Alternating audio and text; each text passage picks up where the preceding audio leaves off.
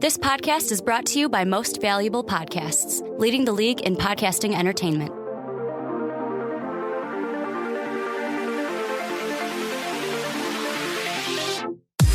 Welcome in, my friends. This is Behind the Pen, and I am your host, Mike Rankin, and today I have the owner, operator, CEO, the man of the hour with me, Ricky Widmer. Thank you for jumping on with me in this podcast. First of all, I want to say congratulations on 1,000 subscribers on YouTube. Congratulations to all of us. And thank you all for listening. It's It's because of you guys out there that we're able to bring you these podcasts, and Mike's able to bring you Behind the Pen. I'm going to say what I said when I was on the fast break when it was just Sean and Phil, but if the boss is in town, Mike, is things not going right? That's the thing. Is this the evaluation? Well, you can see me bowing down to you. He's trying to kiss ass. That's what he's trying to do. Yeah, here's the thing, though, because I'm coming into this situation. You guys already have this, platform, and then all of a sudden, 1,000 subscribers. I'm going to take all the credit for it. I'm sorry about, You said it last night. You said, I'm going to make it clear. What, guys? I'm going to take the credit for it. You wouldn't be at 1,000 subscribers if Behind the Pen wasn't there. But anyway, there's a lot on tap we got going on. We do. We got a new Rickroll. A new Rickroll song out there. It's my new favorite jam. All right, we might have to implement. Rick Astley. We're not gonna. You're gonna have to listen to it for yourself. What's it called? It's called "Keep Singing." Okay, it's fantastic. Oh, it's great. It is. I'm gonna put it in the. I'm gonna put it in the description down below. Okay, you got to listen to that because it's great. It's a jam. I would agree, but I'm also not 46, so I mean. You don't have to be 46 to enjoy it. If you like Rick Roll, I love it. Or if you're following us on Snapchat, I believe it's on our Snapchat. Oh yeah, or part of it's on Snapchat. Follow us on Snapchat. Go to our Twitter. There's got to be a link to Snapchat. Most Valuable Pod, both of them, Twitter and Snapchat. All right, you want to see our beautiful faces all the time, more so than you do on YouTube. Yeah. So you might as well, right? Mm-hmm. So we got a bunch of stuff to talk about. The Bulls, hate them. Bears, mock drafts coming. The drafts, end of April? It's going to be pretty good. What else? Baseball started. I'm really excited because the Cubs are really good and the White Sox are actually winning. So a lot to be excited about in Chicago. But overall, the MLB might be in line for one of the most exciting seasons we've seen in a long time. So lots of stuff on tap, Ricky, and I'm happy to have you on. But I want to open up with this Bulls talk because they're going to miss the playoffs. It's almost a foregone conclusion. They're 39-39 right now. Yeah, and I mean, to me, I wouldn't mind it because there may be some Bull fans that say, Ricky, you're fucking stupid, get out of town, but I wouldn't mind if we missed the playoffs. I'm actually rooting for us to miss the playoffs. I'm not going to say you're an uneducated Bulls fan if you want them to make the playoffs. Well, usually I say that because if you're a fan of a team, you would never root for them to not make the playoffs. But in this situation, it's just this team needs so much, and maybe that chance to get a higher lottery pick. I just need there to be so you're saying there's a chance. Well, that's what I need. Just an opportunity to be in the lottery is better than getting bounced in the first round by Cleveland. Exactly. So you go from there if you're the Bulls. And honestly, it goes beyond just having a high draft pick because there are problems that just are way past a quick fix. You can't just draft, say, a point guard, which would be nice, and then that would be the final piece to make this Bulls to go over the top because going into the season, there was championship aspirations to start, and now it's just like a dumpster fire, and you don't know what. You got your best player downgrading the coach. You got Derrick Rose complaining about this and that. Pau Gasol, you were shopping him at the deadline, and I had a podcast earlier talking about my frustration with the Bulls and how they messed it up big time at the deadline because they weren't able to move anybody to get to any kind of substantial value. Now, what you're doing, you see this is like a punch in the face to Garpax and be like, listen, something's got to be done here. An overall has to be made because you can't just keep going on with this, whatever it is. I don't think we need a complete. See, the Bulls are in a weird situation because right now you got to decide who's the main guy that's going to lead this team. Not Derrick Rose. Is it going to be Rose? No. Or is it going to be Jimmy Butler? I'm on the same page as you, Mike. I say Jimmy Butler's got to be your guy. If you listen to the fast break, we talked about in depth about should Jimmy Butler be traded. I was on the side of no, he shouldn't. because you got to build your team around him. And I mean, yeah, it's a rocky first year for Hoiberg and Butler, but the thing to me is that I'm starting to realize is, do relationships ever start off just great right off the bat? Have you ever been in a, not even just a actual like relationship with a girl, but even just a relationship with a friend of yours now that maybe hadn't it started off as peachy keen as you thought it was going to be? Or if you came into a job and you were like, oh, well, I hate this fucking whack job who's my coworker. Then a year down the line, you're like, you know what? This guy ain't that bad. Yeah, I mean, going into a new season, though, you lost Thibodeau to bring in this hand-picked head coach, Fred Hoiberg, and you got your best player, Jimmy Butler. The expectations were too high.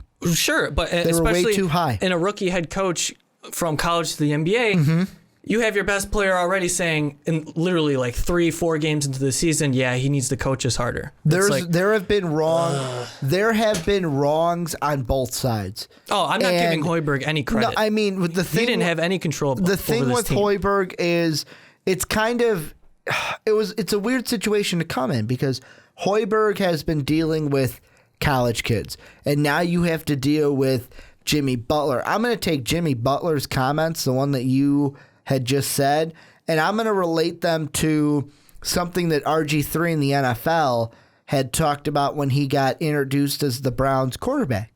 RG3 was like, man, there were things that one of the things I learned over my career thus far is early on in Washington, maybe there are some things that are supposed to be, okay, that's a better conversation for behind closed doors. Exactly. And with Jimmy Butler calling out the coach, you don't call out the coach in public. You have that kind of conversation behind closed doors. And to me, I'm looking at an article right now by Nick Friedel of ESPN saying that Butler and Hoiberg confident that they're on the same page. Well, they better be because Hoiberg's not going anywhere. After the game against the Grizzlies, Hoiberg said, you obviously have to have a very good relationship with your best player. Right. So to me, that's saying, okay, if we take that and dissect it like we do in the media every day, Jimmy Butler's your guy. I'm not giving up on Jimmy Butler by any means. You can't. And I know that people will want to trade him for the possibility of getting draft picks getting possibilities of younger players. The only way you trade Butler is if you get an astronomical amount of value in return. But for me, you sign this guy to a max contract thinking that he's going to be your guy for the future and you can build around this all-star caliber two-way player.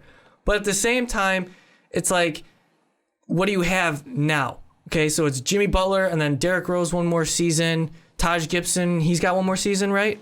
Taj? Yeah, I believe so. So he's got one more year. They're going to have to do something, and I think it starts with this roster, and you got to see who you can move to dump salary so you can actually propel yourself into a winning situation, not immediately because it obviously can't happen with what they have. Mm-hmm. So say like you dump Noah. It's as unfortunate as that may sound. Because Noah's done at the end of the year. That he's been the Bulls' rock, really, in the locker room and leader and all that jazz, even though his production hasn't been there. You dump him. Well, it's been, I believe it was, oh, fuck.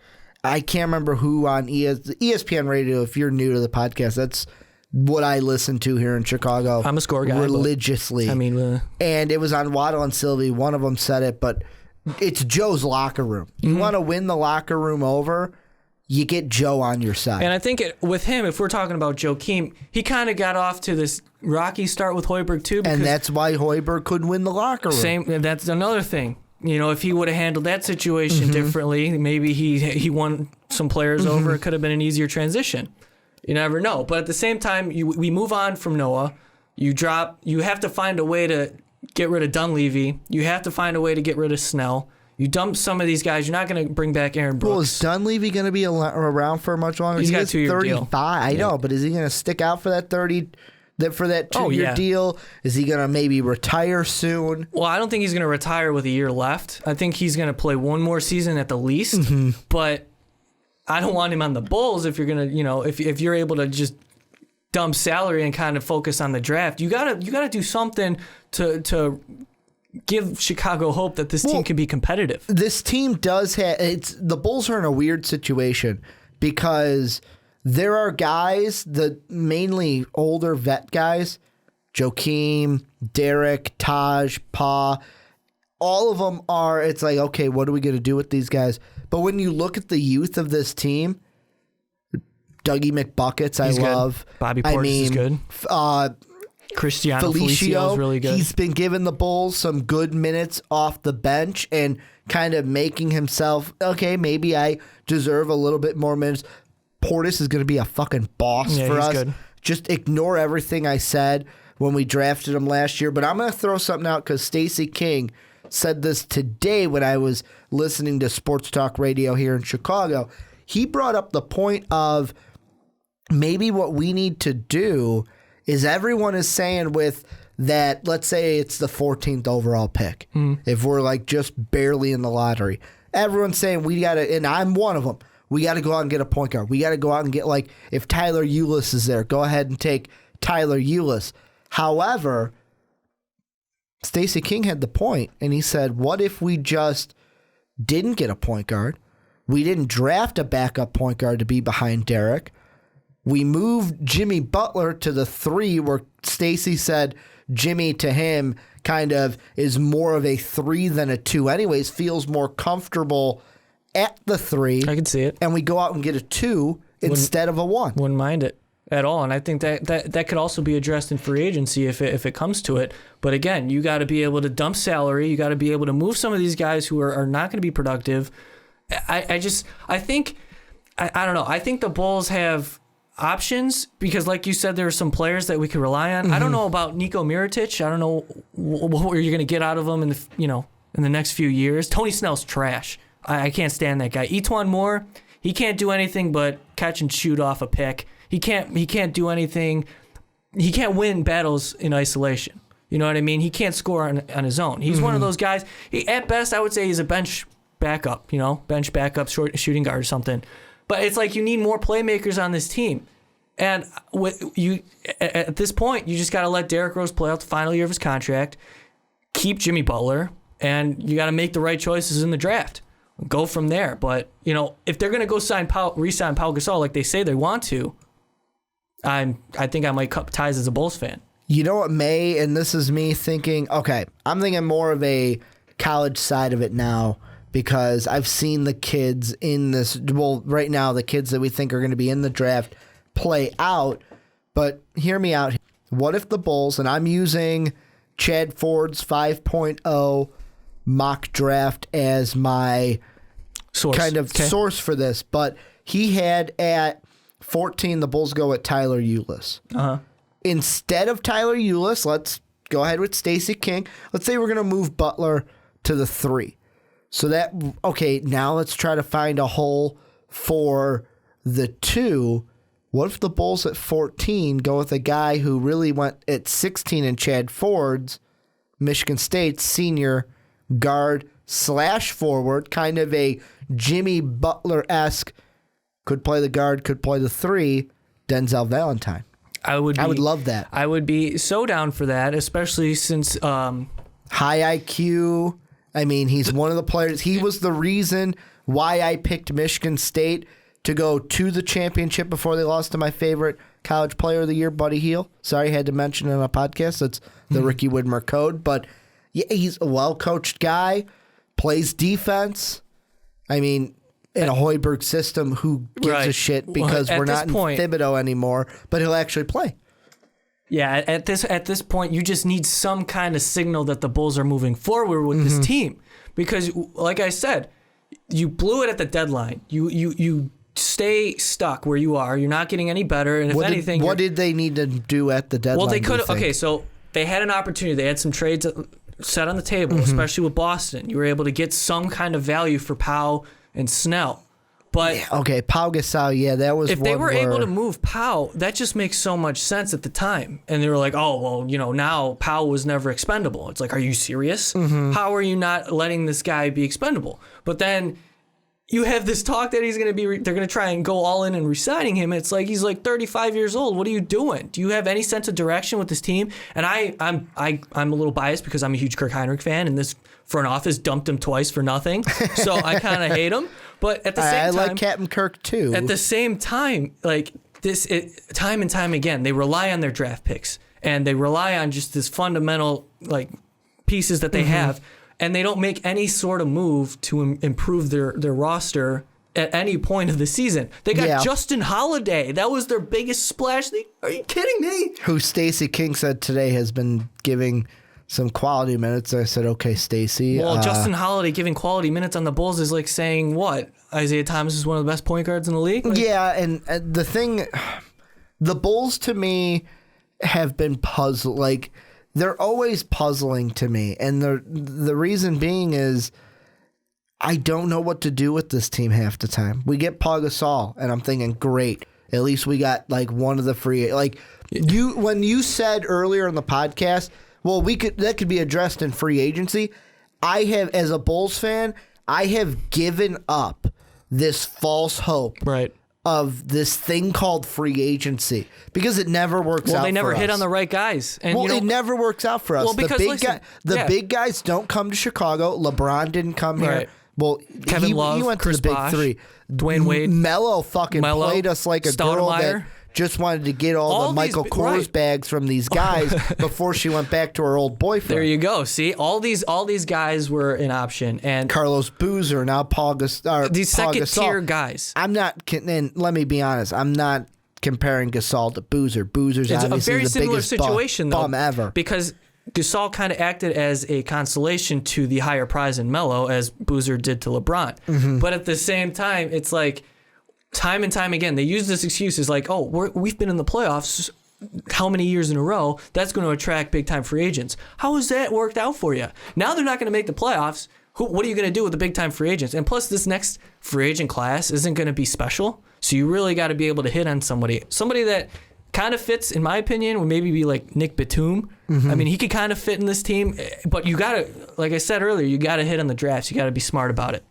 Well, and I mean, to me, the biggest free agent name that's going to be coming out Whiteside too. Well, Hassan Whiteside, but I'm thinking more Kyle Lowry. Well, yeah, sure, but do you think he's going to? No, he ain't going to leave I didn't Toronto. think so. Let's be honest. Right. And like I said, I have lost all fucking hope of free agency here in Chicago. Like, you could say that Jesus is coming to play and that he's visiting Chicago, and at this point I'd be like, it doesn't matter. He's going to have his own special and go to the Heat. He'll sign with like the fucking Pelicans before he signs with Chicago.